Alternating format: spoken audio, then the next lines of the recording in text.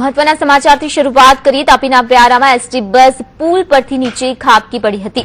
પુલ પરથી ખાબીમાં ખાબકેલી એસટીમાં અમુક મુસાફરો ઇજાગ્રસ્ત બન્યા હોવાના સમાચાર છે. નિઝરથી અમદાવાદ એસટી બસ આ જઈ રહી હતી ત્યારે વ્યારાની ખાડીમાં ખાબકી પડી હતી. તો ઇજાગ્રસ્તોને સારવાર અર્થે નજીકની હોસ્પિટલમાં ખસેડાયા છે. એસટી બસમાં કુલ 45 જેટલા મુસાફરો સવાર હતા. તો વધુ એક એસટી બસને અકસ્માત નડ્યો છે. નિઝર અમદાવાદની એસટી બસ ખાબકી પડી હતી. તો તાપીના વ્યારામાં એસટી બસ પુલ પરથી નીચે ખાબકી હતી. વધુ માહિતી માટે જોડાઈ ગયા છે મારા સંવાદદાતા અનુપ.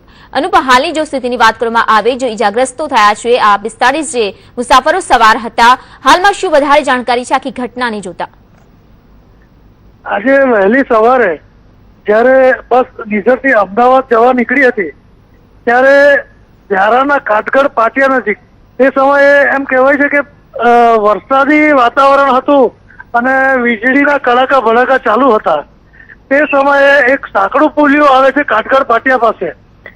ત્યાં બસના ડ્રાઈવરે સ્ટીયરિંગ પરથી કાબુ ગુમાવતા બસ નીચે ખાડીમાં ખાબકી હતી અને અફરાતફરીનો માહોલ સર્જાયો હતો. મુસાફરોની ચીસાચીસ અને નાસભાગ મચી હતી. જોકે વહીવટી તંત્રને ખબર પડતા વહીવટી તંત્ર તાબડતોબ પોલીસ, ફાયર બ્રિગેડ અને બીજા લોકો ઘટના સ્થળે પહોંચી ગયા હતા અને મુસાફરોને તાત્કાલિક ધોરણે વ્યારાની જનરલ હોસ્પિટલમાં ખસેડાયા હતા.